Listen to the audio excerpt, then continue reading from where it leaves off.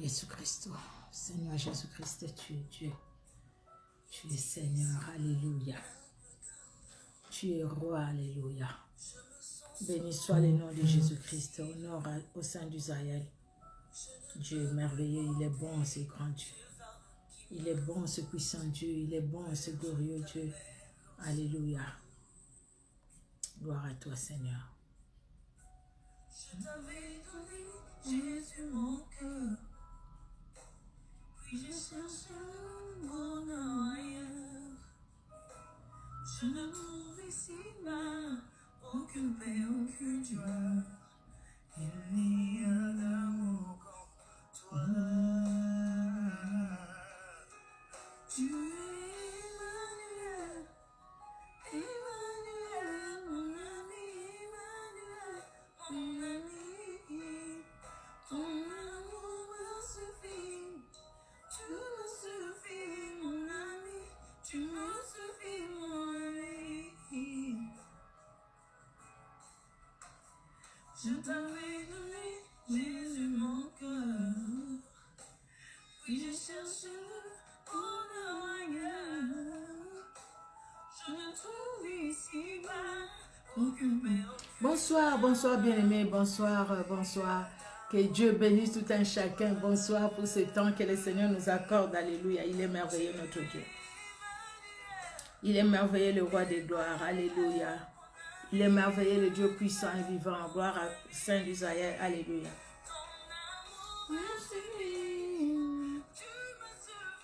Mon ami, mon ami, tu es Emmanuel, Emmanuel, mon ami, Emmanuel, mon ami.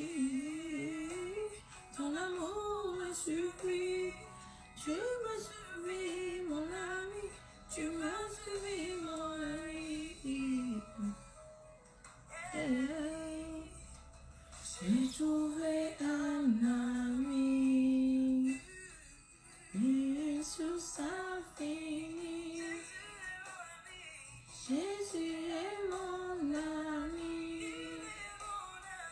il m'aimait pour la vie.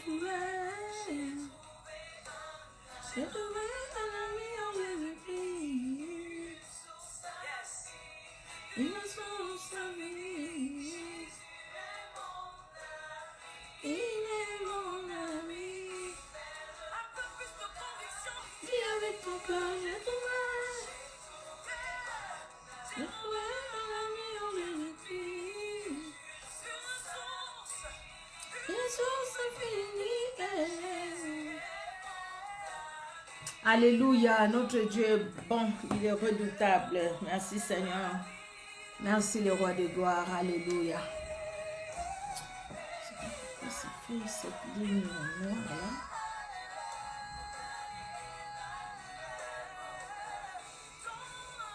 Ton amour me suffit.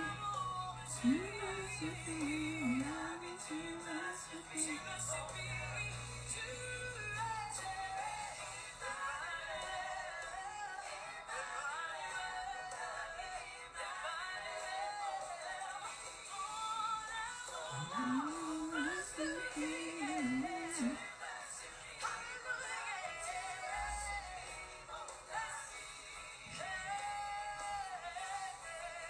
Mon ami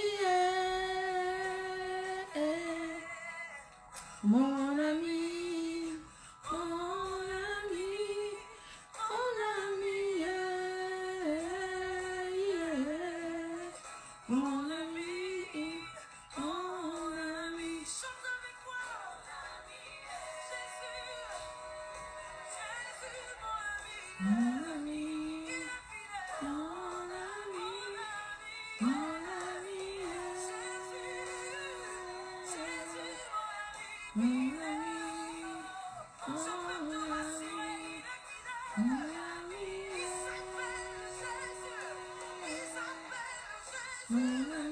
mon ami, mon ami,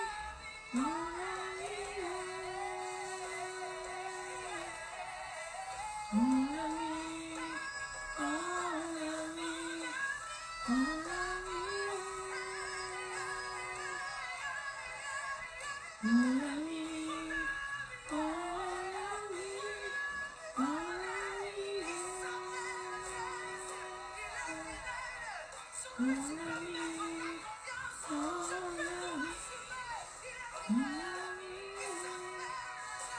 Alléluia. Il s'appelle Emmanuel. Il s'appelle Jésus, le Dieu fidèle. Alléluia. Qui peut nous aimer comme Dieu, qui peut nous garder comme lui, qui peut nous protéger comme ce grand Dieu. Alléluia. Merci Seigneur. Merci mon Dieu, parce que tu es fidèle, Seigneur Dieu de gloire, et tu te révèles dans ta fidélité dans nos vies, Jésus. Si nous sommes là, Seigneur, si nous pouvons nous tenir debout, ce n'est que par pure grâce éternelle. Nous ne méritons rien, Seigneur Dieu de gloire. Alléluia. Louons cet ami fidèle, Jésus-Christ de Nazareth, parce qu'il est fidèle. Alléluia. Il est fidèle, lui qui agit dans nos vies, lui qui se révèle dans nos vies. Alléluia. Gloire à Jésus-Christ de Nazareth. Il est fidèle, ce grand roi. Il est fidèle, ce puissant roi. Il est fidèle, ce glorieux roi. Nous allons élever nos voix, bien-aimés. Bonsoir, bonsoir à tout un chacun. Bonsoir à vous qui êtes là. Bonsoir aux bien-aimés qui vont nous rejoindre après ou qui vont suivre en différé. Que Dieu bénisse tout un chacun. Nous allons dire merci à notre Dieu, merci à ce grand roi, merci à ce puissant roi, merci à ce glorieux roi pour sa vie en nous, pour sa sécurité, la sécurité que nous avons en lui, pour l'assurance que nous avons en Jésus-Christ de Nazareth. Alléluia, alléluia. Notre Dieu est merveilleux. Il nous a aimés les premiers. Quand nous ne l'aimions pas, lui, il nous a aimés. Quand nous ne les connaissons pas, nous ne les connaissions pas, lui, il nous a connus, il nous a aimés. Alléluia. Dans son amour, il se révèle dans nos vies. Dans son amour, il agit. Alléluia. Gloire à toi, Seigneur Jésus-Christ, pour ta fidélité, pour ton amour. Oui, c'est vrai, Seigneur, quand nous sommes infidèles, tu es fidèle. Éternel Dieu de gloire, quand nous écartons même de ta voix, tu nous ramènes, Seigneur Dieu de gloire, parce que tu veux que nous puissions demeurer en toi, demeurer, Seigneur Dieu de gloire, dans ta voix, demeurer, Seigneur Dieu de gloire, dans ton amour. Tu veux que nous puissions demeurer dans ton amour éternel. Laisse que la gloire et l'honneur montent à toi, Seigneur. Toi qui as été avec nous depuis le matin. Oui, depuis le matin, Seigneur Dieu de gloire, tu étais avec nous. Tu nous as gardés dans ton amour et dans ta bonté. Oui, dans ton amour et dans ta bonté, Seigneur. Tu nous as gardés. Tu nous as protégés, oh Jésus-Christ de Nazareth. Qui peut s'égaler à toi, éternel Dieu de gloire? Nous avons été au bénéfice de ton amour, de ta bonté. Tu nous as donné la force, Seigneur Dieu de gloire, que nous ne pouvions pas avoir par nous-mêmes, Seigneur Dieu d'amour. Mais tu nous as donné cette force-là. C'est pourquoi, éternel, nous ne pouvons que te dire un grand merci. Un grand merci, Seigneur Dieu de gloire, pour ta main puissante posée sur nous, pour ta main puissante qui nous protège. Alléluia. Gloire à toi, éternel. Bien-aimés, nous nous recommandons entre les mains du Seigneur.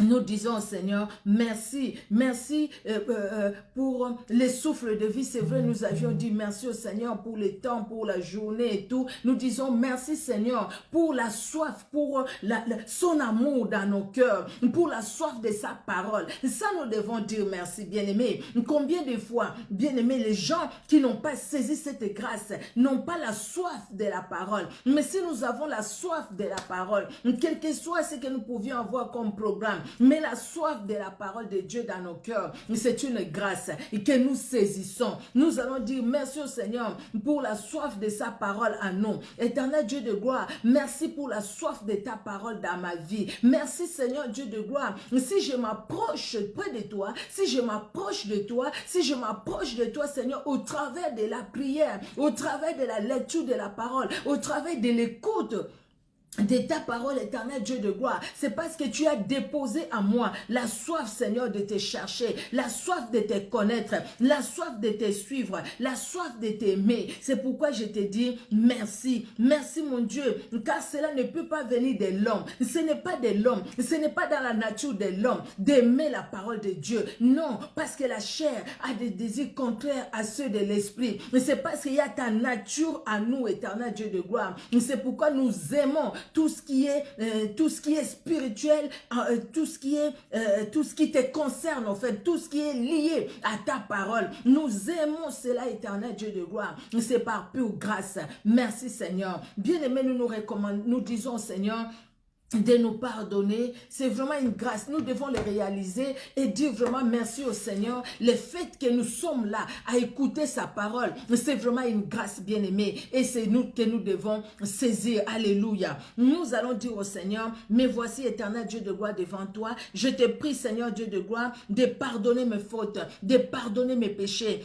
Pardonne-moi Seigneur parce que tu es celui qui pardonne et laisse que le sang de Jésus puisse me purifier, me laver. Bien-aimé, quand nous invoquons le sang de Jésus, quand nous demandons que le sang de Jésus nous lave et nous purifie, bien aimé, nous ne devons pas nous voir, les voir juste dans la dimension où il y a un sang qui a coulé pour nous à la croix de Golgotha, qui va couler maintenant, qui va nous laver, qui va nous purifier. Non, pas tout simplement que dans ces niveaux-là, mais voyons ce sang qui est infranchissable à toutes les flèches de l'ennemi. Voyons ce sang qui empêche à la mort de pouvoir nous frapper. La mort physique et spirituelle. Regardons dans l'Ancien Testament, quand les enfants d'Israël avaient mis du sang sur les linteaux de leur porte, la Bible nous dit quand l'ange de mort passait, il ne pouvait pas entrer dans ces maisons-là. Et regardons maintenant, le sang de Jésus-Christ est plus fort que le sang de l'agneau. Alléluia.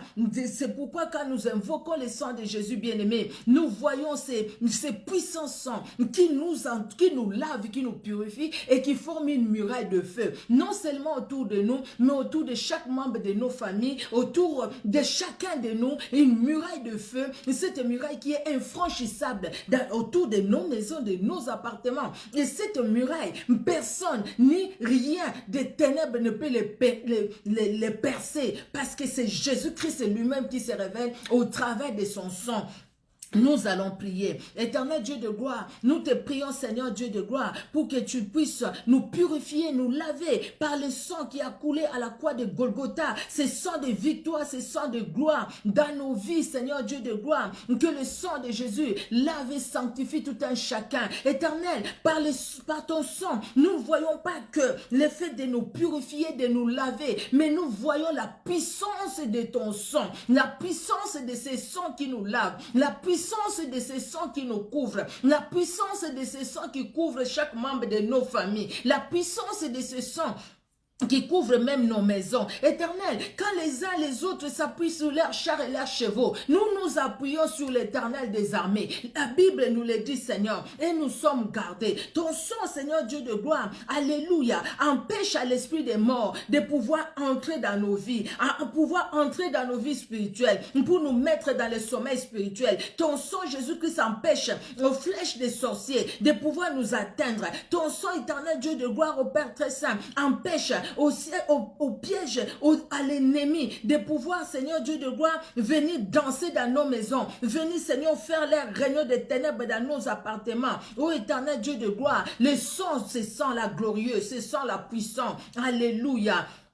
Qui agit dans chacune de nos vies. Alléluia. Nous allons prier, bien-aimés. Nous allons demander au Seigneur de nous remplir de la plénitude du Saint-Esprit. Vous savez, chaque jour que le Seigneur nous donne, c'est une nouvelle journée. Le Seigneur a permis que nous puissions passer par cette prière. Bien-aimés, la prière que nous faisons, elle est importante parce que la prière, c'est dialogue avec Dieu. C'est quelque chose de réel. Nous sommes en train de prier et nous sommes en train de combattre parce que Jésus-Christ est là. Pendant ces temps, le Seigneur permet que toi et moi, nous puissions prier. Nous allons prier, bien-aimés. Quand nous demandons la plénitude du Saint-Esprit, nous voyons la puissance, nous voyons la grandeur de Jésus-Christ qui a dit aux disciples, je prierai le Père, il vous enverra le Saint-Esprit, les consolateurs, un autre consolateur, les consolateurs, je m'en vais, mais je ne vous laisse pas seul, je ne vous laisse pas orphelin. Jésus-Christ est allé, mais Jésus-Christ est là. Il est là par le Saint-Esprit et il agit. C'est pourquoi quand nous disons Saint-Esprit de nous remplir, bien aimé, ce n'est pas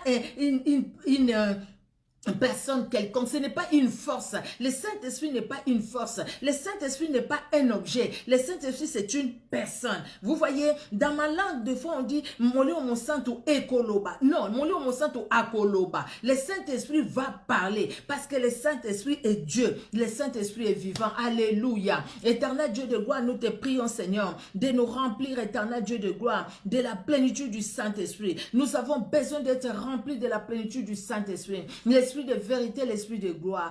Alléluia, alléluia. Oh, que le Saint-Esprit remplisse mon frère, que le Saint-Esprit remplisse ma soeur, que le Saint-Esprit, Seigneur Dieu de gloire, se révèle dans la vie de tout un chacun de nous, que le Saint-Esprit agisse puissamment, que le Saint-Esprit, éternel Dieu de gloire, par son feu, par le feu du Saint-Esprit, que nous soyons purifiés, par le feu du Saint-Esprit, éternel Dieu de gloire, que nous soyons mis à part, par le feu du Saint-Esprit éternel, que des choses nouvelles se passent à nous. Le Saint-Esprit qui ne vient pas main vide. Le Saint-Esprit qui vient avec des dons. Le Saint-Esprit qui vient avec des talents. Que le Saint-Esprit nous comble, nous remplisse, Seigneur Dieu de gloire, de ces dons qui viennent de toi, de ces talents qui viennent de toi. Oh, l'Esprit de vérité, l'Esprit de gloire, que nous avons soif de toi, que nous avons soif de toi, parce que sans toi, nous ne pouvons rien faire. Sans toi, rien de bon ne sortira de nos bouches, rien de bon ne sera dans nos cœurs. C'est toi qui mets la parole, c'est toi qui mets la crainte, c'est toi qui mets la crainte de Jésus-Christ,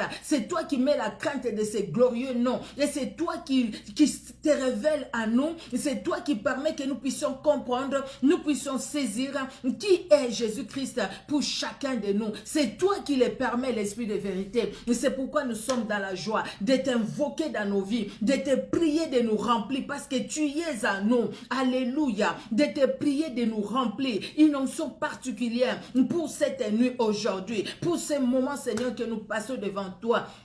À toi l'honneur, à toi la gloire, éternel Dieu souverain, dans le nom puissant et merveilleux de notre Sauveur et Seigneur Jésus-Christ. Alléluia. Nous te confions ces moments, règne à maître, que tout ce qui n'est pas de toi s'éloigne de nous, éternel Dieu de gloire. Parle dans le cœur, parle dans le cœur, parle dans le cœur de mon frère, parle dans le cœur de ma soeur, parle dans le cœur, Seigneur Dieu de gloire, de tout un chacun de nous, parce que nous avons soif de toi, nous avons besoin de toi, nous voulons te voir à l'œuvre. À toi l'honneur, à toi la gloire, toi en qui il n'y a aucun nombre de variations. Dans le nom puissant et merveilleux de notre Sauveur et Seigneur Jésus-Christ, notre Père, que nous t'avons ainsi prié. Amen. Amen, amen. Que Dieu dans son amour bénisse tout un chacun. Bonsoir bien-aimés, vous qui êtes là, que Dieu vous bénisse. Alors le titre, je pense que vous aviez vu, ce qui se passe quand le Seigneur approuve les voix d'un homme, quand la voix où tu es, la voix que je suis, quand nous suivons la voix que Dieu veut que nous puissions suivre. Mais qu'est-ce qui se passe après? Ce qui se passe, que Dieu approuve. Quand Dieu approuve la voix, pour que Dieu puisse approuver la voix, comment est-ce que la voix doit être? Ça, c'est des questions auxquelles nous allons répondre, bien-aimés, aujourd'hui.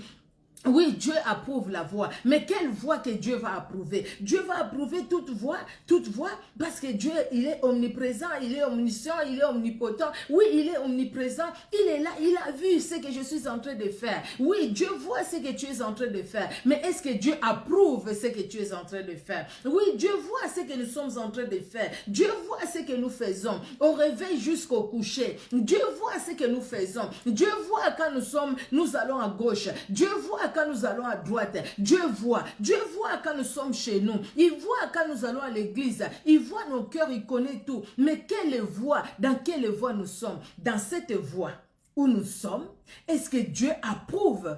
Nous sommes sur une voie. Oui, c'est bien, nous sommes sur une voie. Peut-être en train de faire des affaires.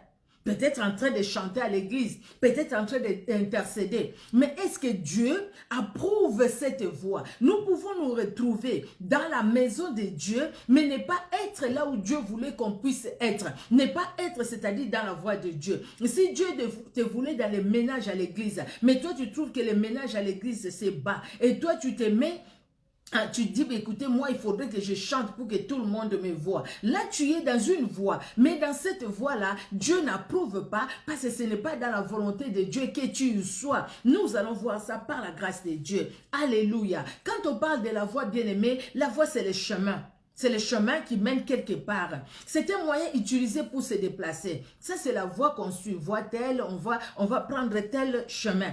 Quand on parle de l'approbation, approuver, l'approbation, bien aimé, c'est le fait d'approuver, c'est le consentement, c'est l'acceptation, c'est le jugement favorable. C'est-à-dire, je suis d'accord avec ma fille, je suis d'accord avec mon fils, je suis d'accord dans ce qu'il est en train de dire, je suis d'accord dans ce qu'il est en train de faire, j'approuve ce qu'il fait, je donne mon consentement, je suis d'accord avec ça. Donc le fait d'approuver, l'acceptation, le jugement favorable. Alors, approuver, c'est donner son accord, tout simplement. C'est dire oui, oui, je veux, oui, je veux, oui, j'accepte. C'est accepter. Nous allons lire un premier passage dans Proverbe 16.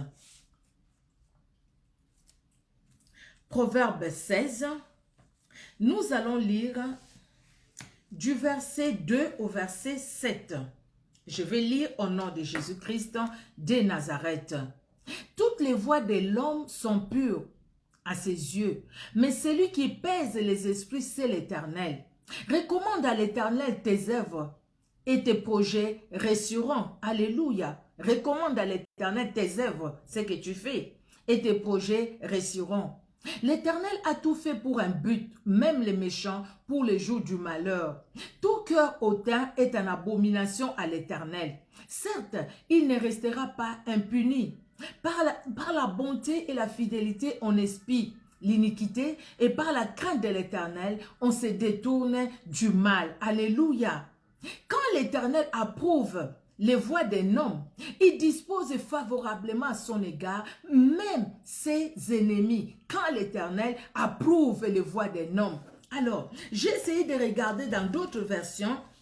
Dans la version Semeur, il est dit, quand la conduite d'un homme est agréable à l'Éternel, il lui concilie même ses ennemis. Quand ta façon de se conduire, notre façon de nous conduire est agréable à Dieu. Donc, nous avons une façon que nous nous conduisons, mais cette façon-là doit être agréable à Dieu pour que Dieu accepte ce que nous sommes en train de faire. Alléluia. Dans la version Martin, Martin dit, quand l'Éternel prend plaisir aux voies de l'homme, il apaise envers lui ses ennemis même. Les gens là qui voulaient te faire du mal, mais parce que Dieu est dans la joie, dans ce que tu es en train de faire, dans ce que nous sommes en train de faire, même ceux qui voulaient nous faire du mal, ne nous feront plus du mal. Pourquoi? Parce que Dieu lui-même va intervenir. Pourquoi? Parce que Dieu trouve que nous sommes sur une bonne voie. Nous sommes sur une bonne voie, une voie de l'amour, une voie de paix. Nous allons voir ça après. Vous voyez? Alors, nous allons lire dans Proverbe 14. Nous sommes toujours dans Proverbe 14. La Bible nous dit, nous allons lire deux versets, le verset 2 et le verset 8. Le verset 2, la Bible nous dit, celui qui marche dans la droiture craint l'Éternel, mais celui qui prend de voies tortueuses les méprise. Celui qui prend les voies tortueuses méprise l'Éternel. Parce que l'Éternel n'est pas dans des voies tortueuses. L'Éternel est dans les voies droites. Donc Dieu n'approuve pas les voies tortueuses. Et parce que Dieu n'approuve pas, c'est le contraire de quand Dieu approuve. Quand Dieu approuve, il dispose favorablement à notre égard, même nos ennemis.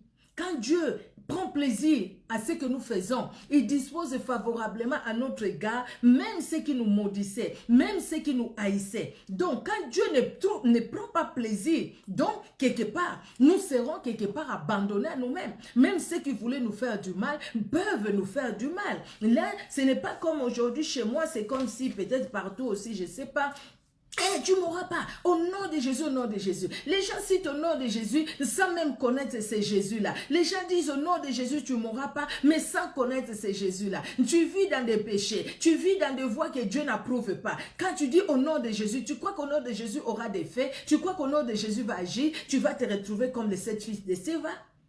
Au nom de Jésus que Paul prêche. Jésus là, on le connaît. On connaît Jésus. On connaît Paul. Mais vous, qui êtes-vous? Ils se sont enfuis. Et la Bible nous dit même, les habits déchirés.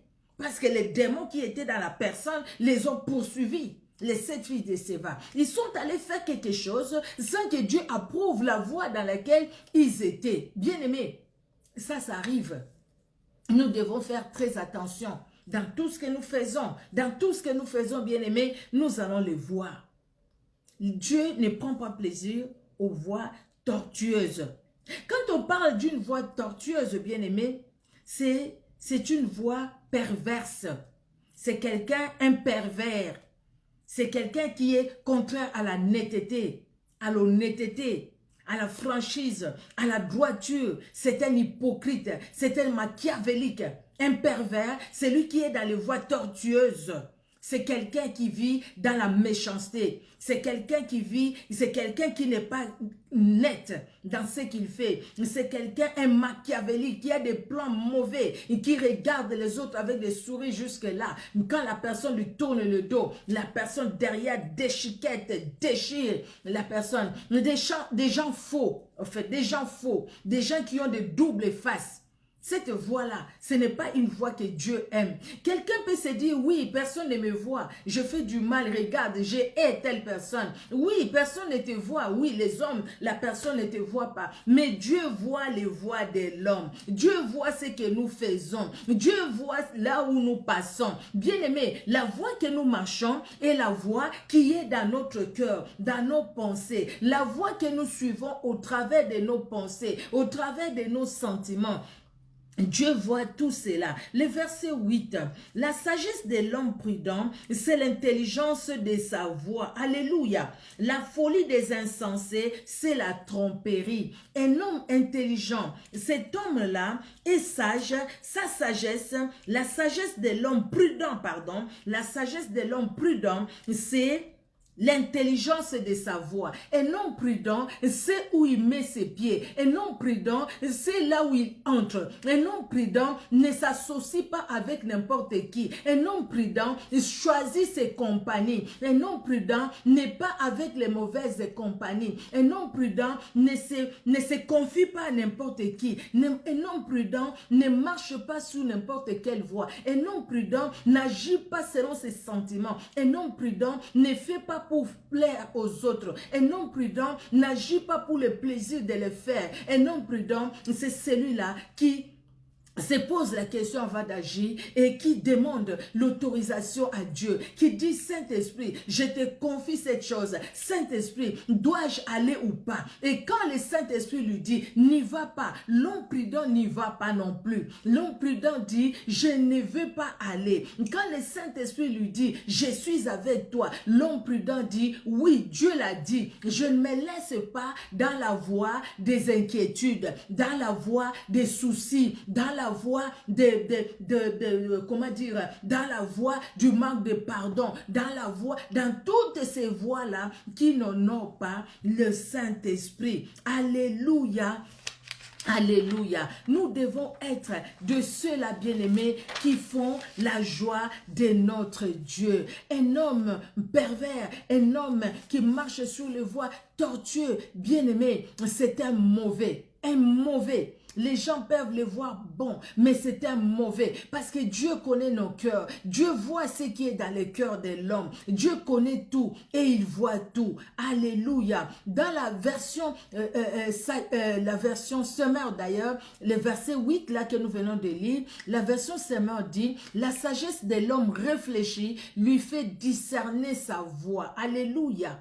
Donc un homme sage, c'est celui qui sait conduire. C'est celui qui cherche l'approbation de Dieu dans ce qu'il fait. Si on ne cherche pas l'approbation de Dieu, bien-aimé, on est tout à côté. On est vraiment à côté. On est à côté de ce que nous devrions faire. Vous savez, bien-aimé, ça nous le savons. L'homme est libre de suivre sa voie. Chacun de nous est libre. Suivre ses émotions, suivre ses pensées, suivre ses sentiments. Tout m'est permis, mais tout n'est pas utile. Tout m'est permis, mais tout n'édifie pas. Tout m'est permis, mais tout n'est pas utile. Tout m'est permis, mais je ne me laisserai pas servir par quoi que ce soit. Tout m'est permis. L'homme peut faire ce qu'il veut faire. Nous sommes libres, bien-aimés, libres d'agir comme nous voulons, libres de suivre Jésus-Christ ou de ne pas le suivre, libres d'aller là où nous voulons. Mais sachant, nous avons entendu, vous avez entendu ça, la vidéo a circulé, un des présidents ici dit, le président de là où nous sommes, le président de la France dit, les gens doivent le savoir, la bête arrive. Bientôt, la bête arrive et elle arrivera. Quelle est cette bête? 666. La bête arrive. Vous avez suivi, ça s'est dit partout, sur les réseaux sociaux. Vous avez suivi ça. Nous devons faire attention dans quelle voie nous sommes bien-aimés. La voie qui va nous conduire vers les sauts de la bête. Non. Mais nous devons être dans la voie que Dieu approuve, la voie qui va nous conduire, qui va nous laisser dans le sceau du Saint-Esprit. Alléluia. Le sceau du Saint-Esprit nous conduira dans la vie éternelle. Bien-aimés, l'autre sceau, le sceau de la bête, c'est dans la mort éternelle, là où il y aura les tourments, là où il y aura les tourments, là où il y aura toutes les mauvaises choses. L'homme est libre, mais bien-aimés, nous devons chercher l'approbation de Dieu. Nous sommes libres de faire ce que nous voulons faire, mais sachons chercher l'approbation de Dieu. Pourquoi, bien-aimés? Parce que si nous ne cherchons pas l'approbation de Dieu, nous serons en dehors. Nous allons être en train de faire ce que nous voulons faire nous-mêmes. C'est ce qui fait qu'aujourd'hui, nous voyons au travers des réseaux sociaux, nous voyons, bien-aimés, les gens faire des choses par eux-mêmes, des délivrances horribles. Horrible, moi, je me dis, ce n'est pas possible. Une femme qui prend un homme, qui danse avec elle, c'est la prophétesse. Elle danse avec elle danse avec lui, il danse avec lui, et puis il tombe avec les messieurs, il tombe sous les messieurs, les yeux de la dame deviennent, je ne sais pas comment, et puis il y a quelqu'un qui vient, son acolyte qui vient avec une assiette. Dedans, il y avait des poudres. Il prend ces poudres-là. Il rentre ça devant vraiment de l'homme. C'est des choses horribles. Ça, c'est les gens, quand on arrive à ce niveau-là, quelque part, vous croyez vraiment qu'il y a l'approbation de Dieu? Bien que dans cette église, pendant qu'elle faisait ça, il y avait les chansons de Dieu qui étaient chantées. Il y avait l'approbation de Dieu? Quand on coupe une jeune fille les poils devant tout le monde, on lui fait déshabiller son slip devant tout le monde, il y a des gens qui crient Amen. Là, cet Amen-là, il y a l'approbation de Dieu? Non, du tout. Dieu n'est pas là, mais c'est les hommes. Quand on voit un homme qui prend un autre homme, qui les fait bousculer, qui les porte boum, qui les par terre, qui les prend encore boum par terre, cet homme-là est tombé malade, je ne sais même pas. Et les gens crient, ils disent Amen. Vous dites Amen, pourquoi? Il y a l'approbation de Dieu là, et c'est pourquoi même, bien-aimé, avant de dire Amen, il faut bien écouter ce que la personne dit. Si vous n'avez pas compris, vous ne dites pas Amen.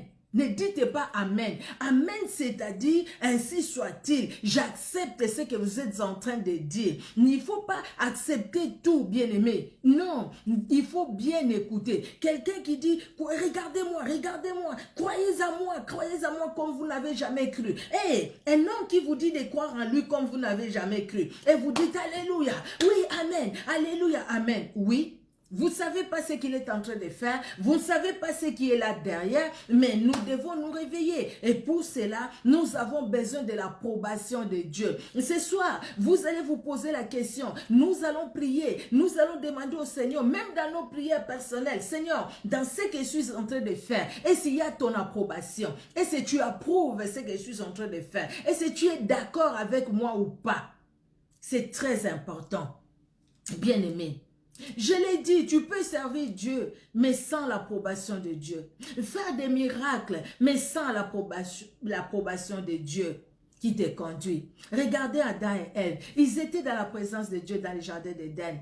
Mais le diable est venu les tenter aussi dans le jardin d'Éden. C'était pas dehors, hein? C'était dans les jardins d'Éden. Là où Dieu venait, Dieu descendait, Dieu parlait avec eux, Dieu se promenait. Ils entendaient même les voix, les pas de Dieu qui se promenaient. Dieu parlait avec eux. Mais là, dans les jardins d'Éden, là où il y avait la présence de Dieu, là, le diable est venu aussi leur parler. Maintenant, c'était à eux de suivre quelle voie que Dieu approuve, quelle voie que Dieu n'approuve pas.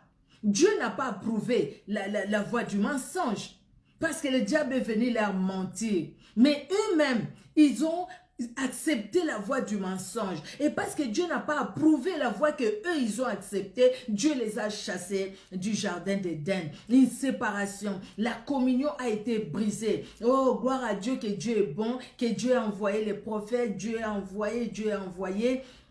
Juste à ce qu'il nous a envoyé Jésus-Christ aujourd'hui, afin que quiconque croit en lui ne périsse pas, mais qu'il ait la vie éternelle. Alléluia. Afin que quiconque qui se confie à lui, la version parole vivante nous dit, ne périsse point, et qu'il ait la vie éternelle, qu'il ne soit pas dans la confusion, ceux qui se confient en l'éternel. Alléluia.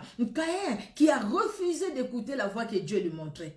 Dieu dit à Caïn, écoute, Caïn, tu sais, le péché est là devant ta porte. Toi, domine sur le péché. Parce qu'il y a la volonté de l'homme. Dieu lui dit, domine sur le péché. Caïn, attention. Regarde, Dieu vient montrer la voie. Mais Caïn a choisi sa voie à lui. La voie de son cœur, qui était dans la haine contre son frère. La voie qui lui disait, tue-le d'ailleurs, comme ça on ne parlera plus de lui. Et il a choisi cette voie. Et Dieu n'a pas approuvé la voie qu'il a choisie, lui, par lui-même. La voie que Dieu voulait, c'est sa voie à lui. La voix qui lui disait, attention, domine sur les péchés. Attention, ne fais pas le mal que tu cherches à faire à ton frère. Alléluia. Pas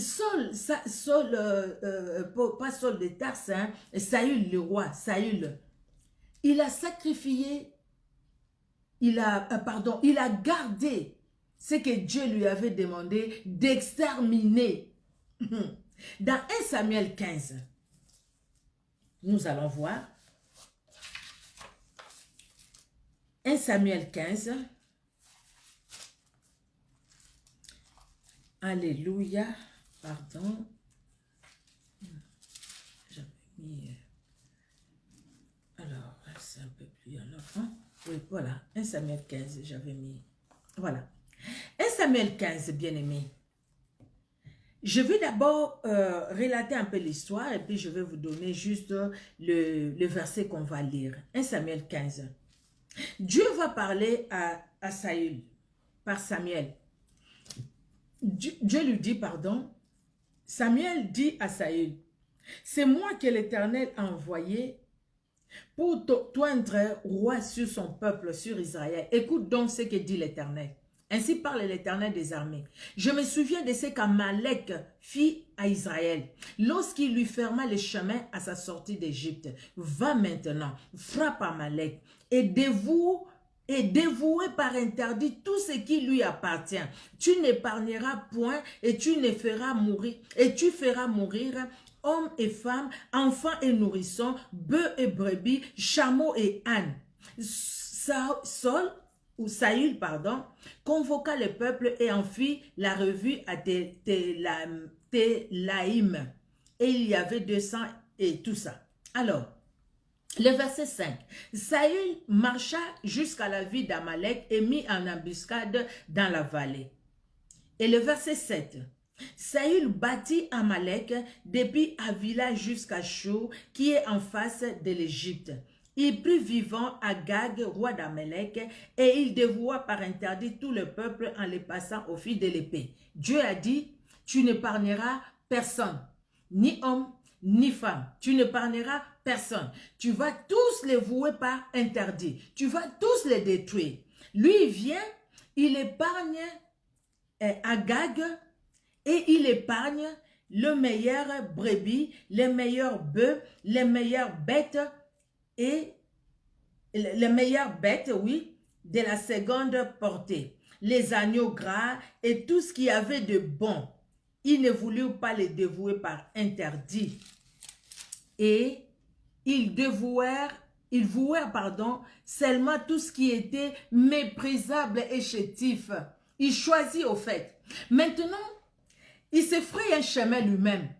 Au lieu de suivre la voie que Dieu lui a demandé de suivre, lui, il s'est frayé un chemin lui-même. Il s'est dit, mais écoutez, non, ça c'est beau. Non, non, non, ça je ne peux pas vouer, ça paraît interdit. Je ne peux pas détruire, les détruire, donc vraiment mettre du feu, les calciner. Non, je ne peux pas les faire. Ça c'est trop beau ça. Ça je les garde. Et maintenant, quand Dieu voit tout ça, lui qui voit tout, il n'approuve pas les voies de Saül. Il va envoyer Samuel. Il dit à Samuel, je me répands d'avoir établi Saül pour roi, car il se détourne de moi et n'observe point mes paroles. Je lui ai dit, il n'a pas obéi, il n'a pas observé mes paroles. Dieu est Dieu est triste pour Saül, parce qu'il a dit à Saül ce qu'il devrait faire. Mais Saül n'a pas obéi. Mais écoutez un peu ce que Saül fait. Samuel s'est rendu, ça c'est le verset 13. Samuel s'est rendu auprès de Saül et Saül lui dit, sois béni de l'Éternel, j'ai observé la parole de l'Éternel. Quel mépris! Quel mépris! Il sait très bien ce que Dieu a dit. Et lui maintenant, il n'a pas obéi. Et il dit à Samuel, sois béni de la part de l'Éternel. J'ai observé la parole de l'Éternel pendant qu'il n'a pas observé. Samuel dit, qu'est-ce que donc ces bêlements de brebis qui parvient à mes oreilles et ces mugissements de bœufs que j'entends? Saül répondit, ils les ont amenés de chez les Amalécites parce que le peuple a épargné les meilleures brebis et les meilleurs bœufs afin de les sacrifier à l'Éternel ton Dieu et le reste, nous l'avons dévoué par interdit. Pendant que c'était lui qui était le responsable, c'était lui le roi, c'était lui qui conduisait les choses. Il dit non, maintenant ce n'est pas moi. C'est le peuple, c'est eux qui ont fait ça. Ce n'est pas moi. Moi, j'étais là, j'ai regardé, mais c'est eux qui ont fait. Même les Français disent qu'ils ne disent mon consent. Donc, il a consenti. Mais là, il s'est dit, non, non, non. Déjà, son attitude, il sait qu'il a péché. Mais c'est comme s'il est, comment dire, il s'en fout, quoi. Il s'en fout de son péché pour lui. Non, non, non. Il a fait quelque chose de bien parce que pour lui, ce qui était beau, il fallait les garder. Comme ça, bon, comme il dit, nous allons les offrir en sacrifice à l'Éternel, ton Dieu. C'est comme ça. Alors, le Seigneur va dire à Samuel de lui dire, nous sommes toujours dans 1 Samuel 15, nous continuons, le verset 22. Samuel dit, l'Éternel trouve-t-il du plaisir dans les holocaustes et les sacrifices comme dans l'obéissance à la voix de l'Éternel? Voici, l'obéissance vaut mieux que les sacrifices et l'observation de sa parole vaut mieux que la graisse des béliers. L'obéissance vaut mieux que les sacrifices, Saül. Tu n'as pas suivi la voie de Dieu. Dans la voie où tu t'es mis, Dieu n'a pas approuvé. Tout ce que tu cherches à faire, ah, je l'ai fait pour Dieu. Non. Comme j'avais suivi un reportage, peut-être vous avez suivi ça, je ne sais pas, c'était sur la 5 ou la 2, ça fait un moment, où une femme qui dit, et elle se prostitue, c'est pour pouvoir donner la dîme à l'église. Et puis elle dit bien qu'elle donne sa dîme. Et quand elle donne sa dîme, elle demande à son pasteur de prier pour elle, pour que la nuit qui va venir, pour qu'elle puisse beaucoup travailler. Vous comprenez? Pour qu'elle puisse beaucoup travailler et avoir encore beaucoup plus d'argent pour aller donner la dîme, pour aller donner des offrandes. Quel suyer! Quelle moquerie! On ne peut pas se moquer de Dieu. On ne peut pas se moquer de celui qui connaît tout, de celui qui voit tout, de celui qui est au-dessus de tout. Non, non, non, non, non. On ne peut pas se moquer de ce grand Dieu parce qu'il voit tout et il connaît tout. Alléluia! Dieu connaît tout. Et Dieu voit tout, bien-aimé. Quand les humains que nous sommes, nous croyons que nous nous moquons de Dieu, au fait, nous nous moquons de nous-mêmes. Attention, les voies que nous empruntons. Attention, les voies que nous suivons. Attention, quand nous suivons même les penchants de notre cœur, nous devons voir si ces penchants-là sont dans l'approbation de Dieu. Si Dieu approuve ces penchants-là de nos cœurs, si Dieu approuve ces désirs-là de nos cœurs, bien-aimés. Vous voyez, si Dieu approuve cela, nous devrions, bien-aimés, nous poser ces questions. Les questions que Saül ne s'est pas posées. Il était dans la joie de voir Samuel. J'ai obéi à tout ce que Dieu a dit. Dieu ne t'a pas dit d'épargner les rois Agag. C'est les rois d'Amalécite, il faut l'exterminer. Et maintenant, le travail qu'il devrait faire, c'est Samuel qui l'a fait. Samuel a demandé qu'on puisse lui amener les rois Agag. Et Samuel a demandé qu'on puisse les tuer. Parce que Dieu avait dit exterminer, exterminer. Quand Dieu nous dit de nous séparer de quelque chose, séparons-nous de ça. Il y a même des amitiés que Dieu peut nous demander de nous séparer de ces amitiés-là. Mais ce n'est pas qu'on est en colère contre la personne, mais ce sont des mauvaises amitiés. Ce ne sont pas des bonnes amitiés devant Dieu. Mais des fois, nous sommes dans ces amitiés-là par intérêt. Nous sommes dans ces amitiés-là par crainte, par peur. La peur de quand dira-t-on? Si je ne suis pas avec eux, je serai avec qui? Et Jésus-Christ est avec toi. Non, je dois rester là. Même au travail, dans le milieu du travail, il y a des gens pendant la pause café, pendant qu'ils mangent, pendant les petits les déjeuners, tout ça, ils sont là en train de parler des chefs, de parler des choses ou des autres. Bien-aimé, ne dis pas non, si je les quitte, comment ils vont les prendre? Non, les problèmes, tu sais que là, il y a des choses qui n'honorent pas Dieu. Cette voie n'est pas approuvée par Dieu. Donc, il n'y a pas l'approbation de Dieu. Toi ou non plus, ne restez pas là. Comment nous acceptons de rester là où il n'y a pas l'approbation de Dieu? Nous acceptons de rester, bien-aimés, là où Dieu n'est même pas là. Nous acceptons de rester. Il y a des églises où tu vois vraiment que Dieu n'est pas là. Il n'y a pas l'approbation de Dieu. Mais les gens sont fanatiques. Aujourd'hui, il y a beaucoup de fanatisme, même si le Seigneur lui disait, regarde cet homme que tu es en train de suivre, moi je ne suis pas avec lui, il n'y a pas mon approbation là-bas. Ah non, moi je reste là, moi ceci. On commence maintenant à défendre la personne au lieu de chercher la gloire de Dieu. Faisons attention, nous tombons des fois facilement dans des choses, bien-aimés, nous tombons des fois facilement. Dieu, l'obéissance vaut mieux que les sacrifices. L'obéissance vaut mieux que les sacrifices, bien-aimés. Et l'observation de sa parole vaut mieux que la graisse des brebis. Tu veux offrir quoi? Nous voulons offrir quoi à Dieu? Nous disons, Seigneur, je garde ça pour t'offrir. Mais qu'est-ce que nous offrons à Dieu? Nous offrons à Dieu des choses qu'il approuve? Ou nous offrons à Dieu des choses que lui ne regarde même pas? Il trouve que non, nous sommes dans la désobéissance. Même par nos vies de prière, bien-aimés. Même par nos vies de prière. Même quand nous allons à l'église. Nous pouvons être à l'église, mais sans être à l'église. Nos pensées sont ailleurs. En ce moment-là, nous avons offert ce moment-là à Dieu. Est-ce que Dieu a approuvé notre présence pendant les cultes? Dieu a approuvé parce que nous étions dans l'église, nous avons bien chauffé les bancs, mais par contre nous-mêmes, nous n'étions pas là, nous n'avons rien compris, nous n'avons rien reçu du message. C'est mieux plutôt de rester à la maison que d'aller et être sans être, bien-aimé, parce que nos pensées sont ailleurs, parce que nos sentiments sont ailleurs. Nous devons faire très attention avec cette histoire d'approbation de Dieu. Nous devons faire très attention. Oui, un simple verset que nous lisons dans les Proverbes 16 que nous avions lu, le verset 7.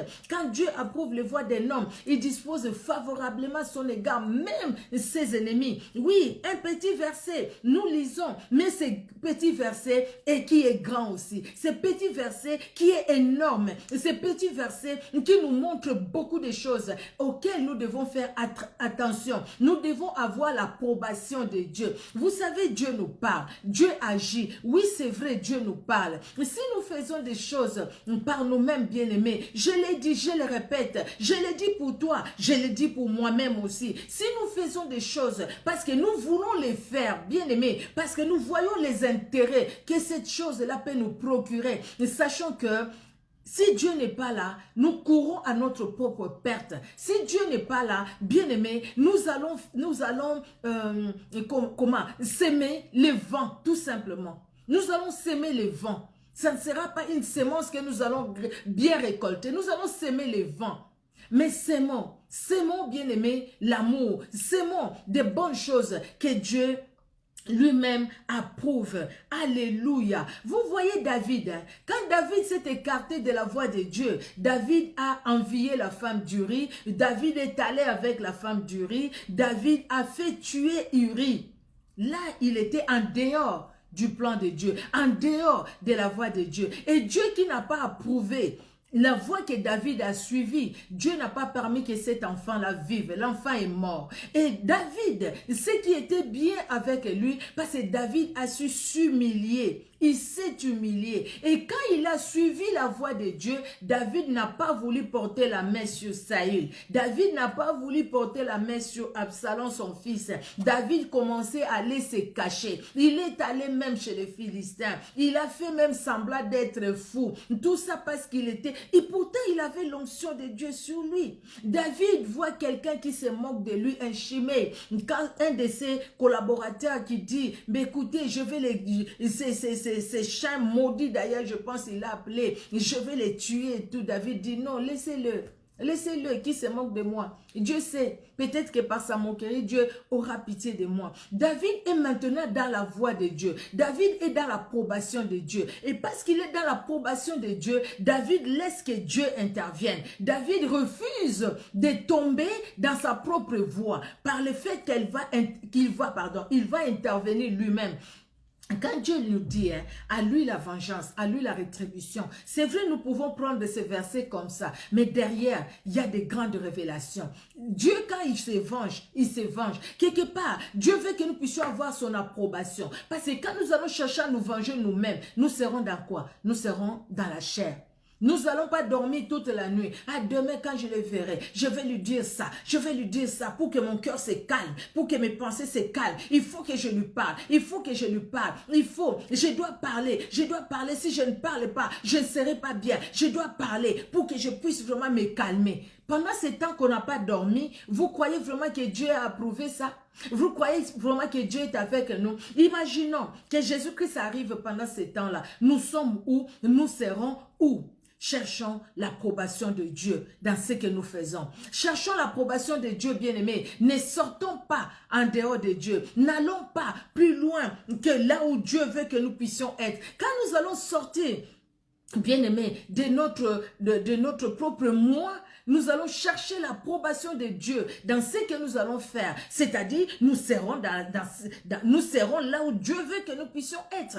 Comme maintenant, Dieu veut que vous soyez là et que vous puissiez écouter. Dieu veut que vous puissiez écouter et pour que tous, vous et moi, nous puissions obéir à sa voix. Quand David a obéi à la voix de Dieu, David n'est pas allé se venger. Parce que se venger serait au fait faire sa propre voix et Dieu ne serait pas là. Vous voyez, David a obéi à la voix de Dieu. Regardez, dans le psaume 23, le premier verset, quand David parle, il dit, l'Éternel est mon berger, je ne manquerai de rien. Il réalise. Et l'Éternel est mon berger. Il voit un peu lui en tant que berger, comment il était avec les brebis de son père. Quand il loup venait, ce n'est pas les brebis qui combattaient, c'est pas les brebis. La brebis pouvait se battre, mais la personne qui arrachait la brebis de la gueule de lion, de loup ou de l'ours, c'était David, le berger. Et comment Dieu aussi nous arrache du danger. Quand le Seigneur nous dit qu'il nous arrache du danger, mais il nous arrache vraiment du danger. L'ennemi peut se croire, écoutez, regarde à gauche, à droite, il n'y a personne, je vais l'attaquer. Mais c'est qu'il oublie que Dieu le voit. C'est qu'il oublie que Dieu est là. Il est notre berger. L'Éternel est mon berger. Je ne manquerai de rien du tout. Je ne manquerai pas de la protection. Donc David se dit, mais pourquoi je dois aller me venger? Pourquoi je dois chercher à me justifier? Pourquoi je dois aller, aller combattre sans l'approbation de Dieu? Vous avez vu David aller combattre quelque part sans demander à Dieu, à part cette fois-là où il a fait tuer Uri, où il a fait sa volonté. Chaque fois, il a demandé la volonté de Dieu. Dois-je aller ou ne pas aller?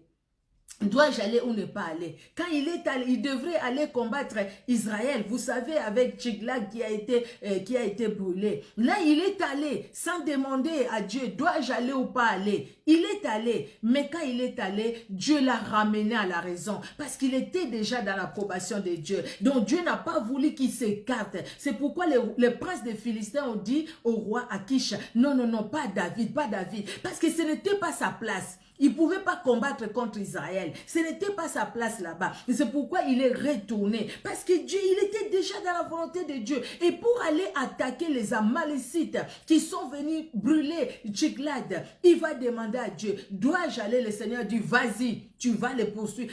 Poursuis-les, tu les atteindras. Il les a atteints ou pas? Il les a atteints. Regardons Gédéon qui marche dans la voie de Dieu. Même en se cachant, Dieu se révèle à lui. Dieu lui donne la victoire. Gédéon ne se limite pas là. Oui, ils se sont entretués, mais Salmouna, mais Zebach, les rois là, le Seigneur dit il faut les exterminer. Il dit on va les poursuivre. Même si on manque l'eau, même si on manque à manger, on va les poursuivre. On les poursuivra jusqu'à ce qu'on va les arrêter. Parce qu'il fallait les exterminer. Et le Seigneur lui a donné la victoire parce que il est parti. Alléluia, alléluia. Et quelle est la voix de l'homme que l'Éternel approuve? L'Éternel approuve la voie de l'homme. Mais quelle est cette voie de l'homme que l'Éternel approuve? Dieu approuve, bien-aimé, quand nous vivons dans la sanctification. Rechercher la paix avec tous et la sanctification sans laquelle personne ne verra l'Éternel. Dieu approuve quand nous sommes dans l'obéissance. Dieu approuve quand nous cherchons et recherchons la paix dans notre vie. Nous cherchons et recherchons la paix dans nos vies, dans nos cœurs et tout autour de nous. Dieu approuve, bien-aimé, quand nous vivons dans l'amour. L'amour croit tout. Regardons 1 Corinthiens 13. L'amour espère tout. L'amour pardonne. L'amour qui est Christ lui-même qui se révèle à nous. Dieu approuve quand nous écoutons le Saint-Esprit. Alléluia. Ah, ça Dieu aime. Il aime quand nous écoutons le Saint-Esprit. J'étais là. J'ai dit, Seigneur, je me sens vraiment fatigué, éternel. Dois-je faire les lives ou pas? Le Saint-Esprit me dit, prépare-toi, tu vas faire les lives. Oui, Seigneur, donne-moi la force. Le Seigneur dit, je te donne la force. Et le Seigneur m'a donné la force. Je prie un temps, je priais. Seigneur, voilà, je veux me tenir devant ton peuple. Je veux me tenir. Seigneur, je veux parler de ta part. Et parle aussi dans mon cœur. N'est-ce pas que le Seigneur parle? N'est-ce pas? N'est-ce pas que le Seigneur vous parle? N'est-ce pas que le Seigneur vous parle, bien-aimé? Vous avez appris quelque chose? Peut-être quelque chose que Dieu vous a révélé ou des choses que Dieu a, comment dire, a répété au fait. Des choses que vous connaissez, que nous connaissons, mais le Seigneur a permis que vous puissiez réentendre les mêmes choses. Où Dieu dit, écoute, là ma fille, je te parle. Là mon fils, je te parle. Vous voyez bien aimé, cherchez l'approbation de Dieu. Quelle est la route où nous sommes aujourd'hui? Ce que Dieu aime, bien aimé, c'est quand nous témoignons Christ. Quand nous témoignons Christ par notre comportement, quand nous témoignons Christ aussi, tel que nous sommes en train de le faire maintenant. Témoignons Christ, non pas seulement en parole, mais en acte. Que les gens qui nous regardent disent, comme à l'époque, ils ont dit des disciples de Christ, de Jésus-Christ, ce sont des chrétiens. Ils ne se sont pas donnés eux-mêmes comme non-chrétiens, mais ce sont des chrétiens. Regardez quand Gédéon va demander à Tsalmouna et à Zébach, comment étaient les personnes que vous avez coupé les mains? Ils étaient comme toi, comme Gédéon, comme le fils du roi. Ils étaient comme toi. Gédéon dit, hey, c'est le fils à ma mère. Quand vous les avez tués, vous avez coupé les mains, vous avez fait ça. Moi, aujourd'hui, non, vous n'allez pas vous sauver. C'était leur fin aussi. Bien-aimés, nous devons témoigner Christ. Regardez Daniel qui a témoigné Christ. N'est-ce pas que Dieu l'a sauvé de la fosse au lion? Regardez les amis de Daniel qui ont témoigné Dieu. Je parle de Dieu. À l'époque, on ne parlait pas encore de Christ. Qui ont témoigné Dieu. N'est-ce pas que Dieu les a sauvés de la fournaise ardente? Et dans quelle fournaise ardente nous pouvons nous trouver? Chauffés par les hommes, les paroles des hommes, les agissements des hommes, les chômages, et quoi encore? Oui, il y a le confinement, il n'y a pas du travail. Et c'est vrai ça, Dieu est capable d'ouvrir une porte parce qu'il est Dieu. Alléluia, il est Dieu. Témoignons Dieu, témoignons-les. Alléluia, il aime ça. Le Seigneur aime ça. Alléluia, alléluia. Mais dans quel domaine de notre vie, dans quel domaine de ta vie, de ma vie, nous avons besoin de l'approbation de Dieu? C'est dans tous les domaines. Dans tous les domaines, nous avons besoin de l'approbation de Dieu. Que ce soit pour le mariage, que ce soit pour le travail, que ce soit pour le ministère, que ce soit pour tout. Bien aimé, on peut se retrouver à faire un ministère où on n'a pas l'approbation de Dieu. Dieu ne vous a pas établi prophète ou prophétesse. Dieu ne vous a pas établi évangéliste. Dieu ne vous a pas établi pasteur. Dieu ne vous a pas établi apôtre. Dieu ne vous a pas établi tous les ministères qu'on a. Mais aujourd'hui, les hommes, j'ai vu quelque part, ici en France, il y a quelqu'un, quand il arrive comme ça, tu réunis combien de personnes, tu pries pour ces gens-là. Oh, tu es pasteur. Allez, je t'ordonne pasteur. Et ça s'aimait un désordre. Alors, moi, je suis allée là-bas parce qu'on était à un moment, on allait avec des sœurs pour des prières aussi, avec d'autres personnes, et on était dans le bus, j'ai croisé un frère, la sœur là me présente, et voilà, c'est elle, la servante de Dieu, elle vient de Clermont et tout ça, c'est pour, on a des prières et tout. Alors maintenant, elle dit, ici à Lyon, et puis elle commence à m'expliquer certaines choses. J'ai dit, mais qui vous a établi comme ça, comme pasteur, à gauche, à droite, pasteur, et puis il m'a donné les noms. J'ai compris quelqu'un aussi que je respecte. Mais écoutez, vous voyez, Ça, cherchez l'approbation des hommes. Vous voyez, bien aimé. Il y a des fois aussi à l'église, hein, dans nos églises, hein, il y a des gens qui ont été établis, peut-être pasteurs, mais qui ne les sont pas. Il y a des gens qui ont été établis évangélistes, apôtres et tout, mais qui ne les sont pas. Parce qu'il n'y avait pas l'approbation de Dieu, tout simplement parce que, non, c'est quelqu'un qu'on veut qui reste à l'église. C'est quelqu'un qu'on veut parce qu'il est proche de ceci, de cela. Vous voyez, il y a des endroits où le papa est pasteur, eh bien, il a reconnu son fils comme pasteur, comme ça, s'il n'est pas là, c'est son fils qui va prendre sa place. Vous avez vu des endroits comme ça existe. Mais malheureusement, quand le papa n'est pas là, le Seigneur a pris son âme, le fils reste, le fils fait n'importe quoi. Les choses ne se passent pas comme ça devrait se passer. Parce que quelque part, on n'a pas eu l'approbation de Dieu. Nous devons chercher l'approbation de Dieu. Vous voyez cette histoire des jeunes prophètes. C'est dans 1 Roi 13, vous allez lire ça, 1 Roi 13, de 17 à 26, vous allez écrire. C'est une histoire que nous connaissons. Ces jeunes prophètes, Dieu reçoit la parole de Dieu. Dieu lui dit d'aller comment dire, Dieu lui envoie avec un message, pardon, j'ai oublié, c'est là où était Jéroboam en fait. C'est à Samarie, hein, là où était Jéroboam. Attendez, je vais lire parce que j'ai 1 Roi 13, je suis déjà là de toute façon. Alors, voici un homme de Dieu arriva de Juda à Bethel par la parole de l'Éternel. Oui, pendant que Jéroboam se tenait à l'autel pour brûler les parfums, il est allé à Bethel. J'avais oublié l'endroit où il était parti. Alors, Dieu lui envoie avec un message. Tu dois aller, tu vas parler. Tu dois crier contre cet autel par la parole de l'Éternel et dit, autel, autel, ainsi parle l'Éternel. Voici, il naîtra un fils à la maison de David. Là, il prophétise déjà sur la naissance de Jésus-Christ. Et le même jour, il donna un signe en disant, c'est ici le signe, et ainsi de suite. Alors le roi prit la parole et dit à l'homme de Dieu, implore l'Éternel ton Dieu et prie pour moi, afin que je puisse retirer ma main. Parce que Jéroboam qui voulait, il a tendu la main vers l'homme de Dieu, et la main est devenue, comment dire, sèche. Pourquoi? Parce que quand l'homme de Dieu a prophétisé, lui, il voulait donner, je pense, il voulait gifler l'homme de Dieu pour lui dire, bah, écoutez, qu'est-ce que tu es en train de dire? Écoutez, on va lire. Alors, il cria contre l'autel, hein, ça c'est ce que nous venons de dire. Son nom sera Josia, il immolera sur toi les prêtres, les hauts lieux qui brûlent sur toi des parfums, et on brûlera sur toi des ossements d'hommes. Et le même jour, il donna un signe. Alors, et voici, c'est ici le signe que l'Éternel a parlé. Voici, l'autel s'effondra et la cendre qui est dessus sera répandue. Lorsque le roi entendit la parole que l'homme de Dieu avait crié contre l'autel de Bethel, il avança la main de dessus l'autel en disant, saisis-le. Donc voilà, c'est ça. Saisis-le. Et la main que Jéroboam avait étendue contre lui devint sèche et il ne put la ramener à soi. Saisis-le. Et la main devenue sèche. C'est comme ça il a demandé à l'homme de Dieu de prier et l'homme de Dieu a prié. Dieu lui a dit à l'homme de Dieu, quand tu seras là-bas, tu ne manges pas, tu ne bois rien, tu vas, tu fais le travail et tu retournes. Le jeune homme est allé et quand le roi a vu tout ce qui s'est passé, le roi l'a appelé pour manger. Il a refusé. Il a pris son âne, il retourne. Et le vieux prophète, quand ses enfants sont venus lui dire, le vieux prophète va envoyer, il va sceller son âne, dire à ses enfants, conduisez-moi, où est-ce qu'il est parti, le jeune homme là? Et puis, ils l'ont conduit, il a trouvé le jeune homme qui était assis, peut-être fatigué, peut-être qu'il avait faim.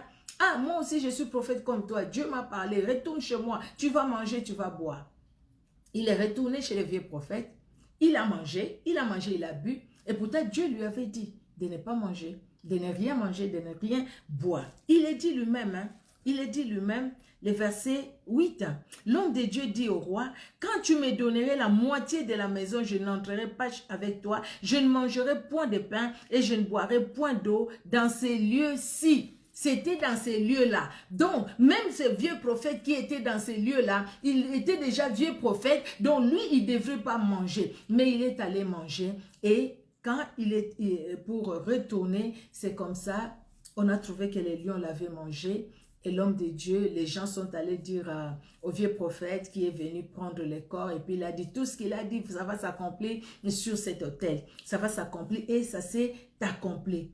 Vous voyez bien aimé, la conséquence c'était la mort. Parce qu'au fait, Dieu a dit et l'homme a fait selon lui. Même s'il avait faim, peut-être il avait faim, il était fatigué. Dieu était capable de le nourrir parce qu'il a nourri Élie. Dieu était capable de faire quelque chose. S'il disait, Seigneur, je me sens vraiment fatigué, Dieu allait le fortifier. Mais Dieu lui a dit, là, dans ces lieux-là, il ne faut pas manger. Mais les vieux prophètes étaient où? Mais lui, il est retourné. Lui, les vieux prophètes lui dit, l'ange est venu me parler. Oh, lui, c'était Dieu lui-même qui lui a parlé. Les vieux prophètes, c'est l'ange qui est venu lui parler. Eh, bien-aimé, combien de fois nous disons à Dieu, Seigneur, parle-moi, Seigneur, parle-moi, Seigneur. C'est comme Balaam aussi. Seigneur, parle-moi, Seigneur, parle. Même si le Seigneur a déjà parlé, à un moment, Dieu te dit, vas-y, allez, vas-y, fais. Donc nous tombons dans la volonté permissive de Dieu au lieu de rester dans la volonté parfaite de Dieu. Il y a bien la volonté permissive. J'avais vu une fois quelqu'un qui dit il n'y a pas de volonté permissive. La volonté de Dieu c'est la volonté de Dieu. Oui, dans la volonté de Dieu, la volonté parfaite de Dieu est là. Il y a aussi la volonté permissive. Quand nous ne voulons pas suivre la voie de Dieu, Dieu peut permettre au fait d'écouter, vas-y. Parce que tu n'as pas voulu écouter, vas-y. Les conséquences, c'est toi-même qui vas les avoir. Alors, les derniers passages, bien aimés, j'ai écrit ça, c'est Deutéronome 30, 19. Alors, la Bible nous dit, « J'en prends aujourd'hui à témoin contre vous, le ciel et la terre. J'ai mis devant toi la vie et la mort, la bénédiction et la malédiction. Choisis la vie, afin que tu vives, toi et ta postérité. » Alléluia. Le Seigneur veut que nous puissions vivre. Donc, bien-aimés, cette vie doit rester dans la voie de Dieu. Doit rester dans... Si ça reste dans la voie de Dieu, c'est-à-dire, il y a l'approbation de Dieu. Dieu va approuver la voie que nous sommes. Donc, dans tout ce que nous faisons, cherchons l'approbation de Dieu. Si Dieu dit oui, on le fait. Quand tu vas dans les magasins, quand tu changes les étiquettes, quand tu pèses les choses et puis tu rajoutes, est-ce que Dieu est là? Même si tu dis, « Eh Seigneur Jésus, eh mon Dieu, eh mon roi », mais Dieu n'est pas là. Parce que quelque part, tu fais quelque chose même si les gens ne te voient pas, mais Dieu te voit. Il y a certaines choses que nous devons corriger, que nous devons changer, bien-aimés. Beaucoup de choses même que nous devons corriger, que nous devons changer. Parce que ces choses-là, Dieu ne les approuve pas. Dieu ne les approuve pas. Ne restons pas en dehors de la voie de Dieu, en dehors, bien-aimés, de ce que Dieu veut pour chacun, pour chacune de nous. Amen, amen. Dieu a mis devant nous, il a pris en témoin le ciel et la terre. Il a mis devant nous la vie et la mort, la bénédiction et la malédiction. Mais Dieu veut que nous puissions choisir la vie, que nous puissions choisir la bénédiction, afin que nous puissions vivre, nous et notre postérité. La voie que nous suivons maintenant, bien-aimés, a des conséquences sur la génération qui viendra après, a des conséquences sur nos vies, sur les autres aussi. C'est pourquoi si nous sommes dans l'approbation de Dieu, la conséquence ou l'avantage, c'est de rester, de demeurer dans le plan de Dieu et de vivre dans la bénédiction. La bénédiction qui va accompagner même les générations après. Amen, amen. Que Dieu bénisse tout un chacun de nous, bien-aimés. Notre Dieu est merveilleux. Nous allons prier. Ma prière ce soir est que le Seigneur révèle à chacun dans quelle voie nous sommes. Dans quelle voie nous sommes. Nous sommes dans une voie que Dieu approuve ou nous sommes dans une voie qui nous conduit dans la perdition. Éternel Dieu, notre roi, conduis tout un chacun de nous. Seigneur, merci pour ces messages. Merci parce que tu es celui qui agit. Merci Seigneur de parler encore dans nos cœurs. Merci d'agir dans nos vies afin que nous puissions rester à toi, demeurer à toi, éternel Dieu de gloire, et ne pas nous écarter de ta voix éternelle. Bénis tout un chacun de nous, Père très saint, et que notre soirée soit entre tes mains. Parle-nous, éternel. Dans le profond sommeil, parle-nous, grand roi. Dans le nom puissant de Jésus-Christ, que nous t'avons ainsi prié. Amen. Amen, amen. Que Dieu vous bénisse pour les femmes messagères. Tout à l'heure là, la prière que nous avons, que Dieu bénisse tout un chacun. Soyez richement bénis. Bonne soirée. En tout cas, je ne vois pas tout le monde, donc je ne saurais pas. Sinon, des fois, il y a des noms que je ne dis pas au fait. Mais Dieu a vu tout un chacun. Soyez richement bénis. J'ai vu certains noms là pour la première fois. C'est peut-être la première fois que vous êtes sur cette plateforme. Nous parlons que de Jésus-Christ et de Jésus-Christ seul. En dehors de la Bible, il n'y a pas un autre livre à côté que Jésus-Christ de Nazareth. Que Dieu vous bénisse. Bonne soirée à tout un chacun et à la prochaine par la grâce de Dieu. Amen, amen. Soyez bénis. Au revoir.